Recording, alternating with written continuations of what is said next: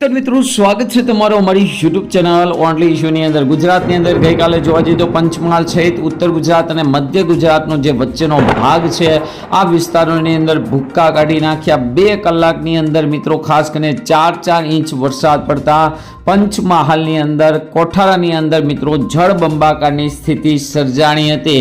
અહીંયા તમે જોઈ શકો છેલ્લા 6 કલાકની અંદર કઈ રીતે મિત્રો ખાસ કરીને ઉત્તર ગુજરાત, મધ્ય ગુજરાત અને અમદાવાદ, ગાંધીનગર સહિતના ભાગોને મિત્રો કવર કરતો વરસાદ જોવા મળી રહ્યો છે.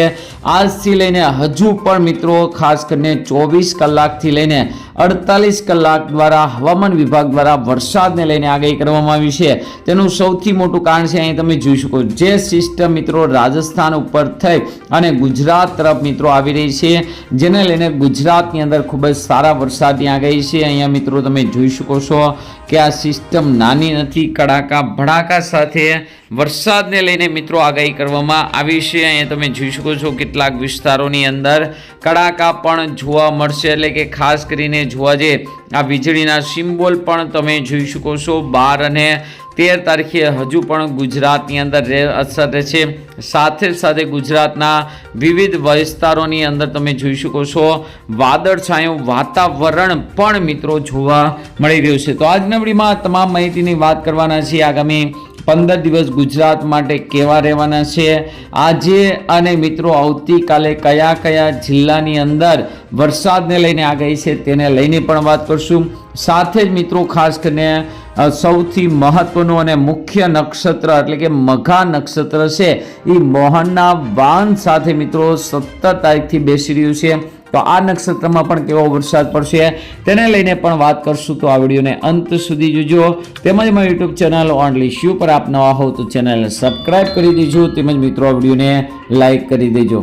ચીન અને ખાસ કરીને જોવા જઈએ તો જાપાનની અંદર બનેલા વાવાઝોડાને કારણે બંગાળની ખાડીની અંદર ઓછો ભેજ આવ્યો, જેને લઈને જે સિસ્ટમો બની તે નબળી બની, નાની બની અને આ સિસ્ટમો માત્ર ને માત્ર હિમાલય તરફ ગઈ.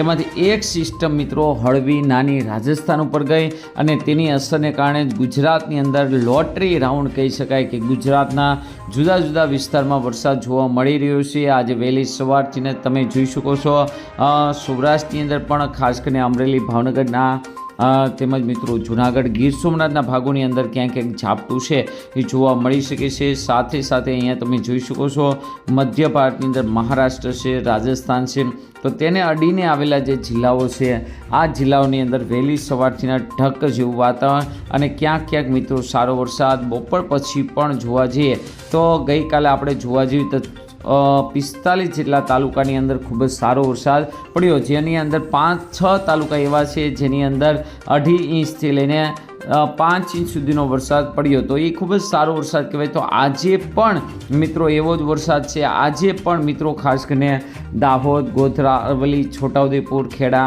આણંદ, પંચમહાલ છે, અમદાવાદના કેટલાક ભાગો છે, છોટાઉદેપુર, વડોદરા, નર્મદાના ભાગો છે. આ ભાગોની અંદર મિત્રો તમે જોઈ શકો છો એટલે કે મધ્યપ્રદેશ, મહારાષ્ટ્ર, રાજસ્થાનની બોર્ડરને અડીને જે જિલ્લાઓ આવેલા છે આ જિલ્લાની અંદર વરસાદની વધારે શક્યતા છે. સાથે સાથે સૌરાષ્ટ્ર અને કચ્છની અંદર પણ એકલ દોકલ વિસ્તારોની અંદર વરસાદ જોવા મળી શકે છે. ત્યારબાદ મિત્રો 13 તારીખનો મેપ પણ જોઈ શકો છો. 13 તારીખે પણ ગરમી બફારા બાદ સૌરાષ્ટ્રની અંદર પણ છૂટાછવાયા વિસ્તારમાં ક્યાંક ક્યાંક હળવા વરસાદ ઝાપટા જોવા મળશે. આ સિવાય ઉત્તર ગુજરાતની અંદર પણ વરસાદને લઈને શક્યતા જોવા મળી રહી છે. તો આમ 13 તારીખ સુધી વરસાદને લઈને શક્યતા હતી. પછી 14 તારીખથી વાત કરીએ તો વરસાદની શક્યતા થોડી ઘણી છે, પરંતુ જે સિસ્ટમ મિત્રો રાજસ્થાન ઉપર, ગુજરાત ઉપર, ગુજરાતના કાંઠે આવી હતી, ધીમે ધીમે આ સિસ્ટમ છે એ હવે હિમાલય તરફ સરકી જવાને કારણે ગુજરાતની અંદર 14 તારીખથી રાહત મળવાની છે. ત્યારબાદ મિત્રો ફરી એક વખત મોટી સિસ્ટમ જ્યારે બંગાળની ખાડીની અંદર બનશે ત્યારે મિત્રો જોવા જઈએ તો વરસાદને લઈને આગાહી છે. અત્યારે તમે જોઈ શકો છો હાલ મિત્રો કોઈ મોટી સિસ્ટમ છે બનતી નથી, પરંતુ દક્ષિણ ગુજરાતની અંદર લોકલ ભેજ અને સિસ્ટમને કારણે મિત્રો વરસાદી વાતાવરણ ચાલુ રહેશે. અહીં તમે 18 તારીખ સુધીનો મેપ જોઈ શકો છો. 18 તારીખ સુધી પણ કોઈ મોટી સિસ્ટમ નથી.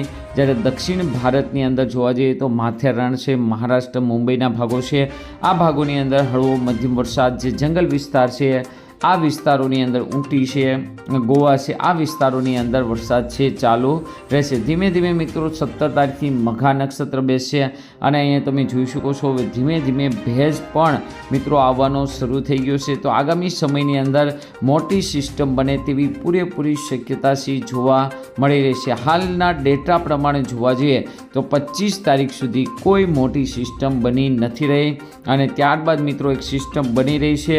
તો આપણે વાત કરીએ તેમ મોટી સિસ્ટમ બનશે અને ફરી એક વખત લોટરી રાઉન્ડ ગુજરાતની અંદર સારામાં સારો વરસાદી રાઉન્ડ છે એ આગામી સમયમાં આવવાનો છે. હાલ મિત્રો જે દક્ષિણ ચીનની અંદર બનેલા વાવાઝોડાને કારણે ગુજરાતની અંદર સહિત મિત્રો સમગ્ર ભારતની અંદર વરસાદ ખેંચાણો.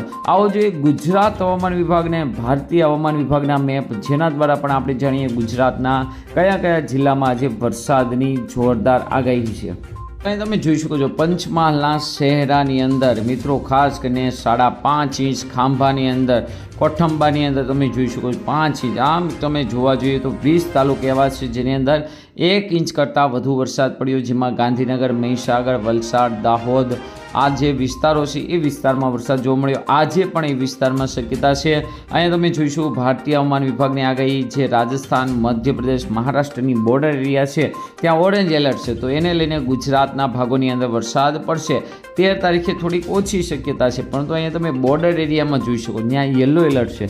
તો બોર્ડર એરિયાની અંદર જે જિલ્લા આવેલા છે આ જિલ્લાની અંદર વરસાદ જોવા મળશે. અને 14 તારીખે મિત્રો પણ તમે જોઈ શકો છો હળવો વરસાદ છે જોવા મળી શકે છે. 15 તારીખથી મિત્રો દક્ષિણ ગુજરાતમાં શક્યતા છે, બાકી મિત્રો ક્યાંય વરસાદને લઈને શક્યતા જોવા નથી મળવાની. આ મેપ ક્લિયર કરી દે છે.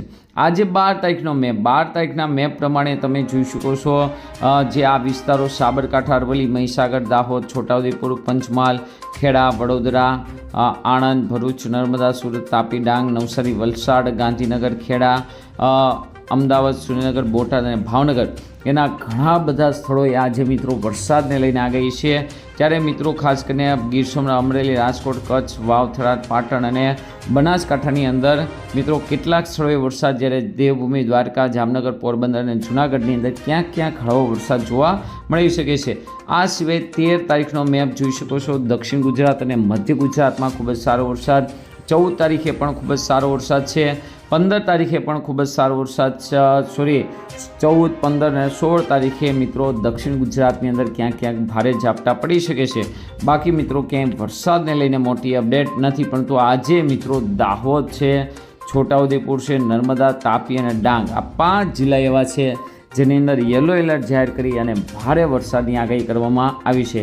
મિત્રો તમારા વિસ્તારમાં વરસાદની શું પરિસ્થિતિ છે જરૂરથી કોમેન્ટ કરજો, કારણ કે વરસાદ હજુ પણ 25 તારીખ સુધી ખેંચાય, ત્યારબાદ મિત્રો સિસ્ટમ બનશે અને 30 તારીખની આસપાસ ગુજરાતમાં આવી શકે છે. તો વરસાદની કેવી ઘટ રહેશે જરૂરથી કોમેન્ટ કરજો. આજના વિડીયોમાં આટલું જ. અસ્તુ. જય હિન્દ, જય ભારત.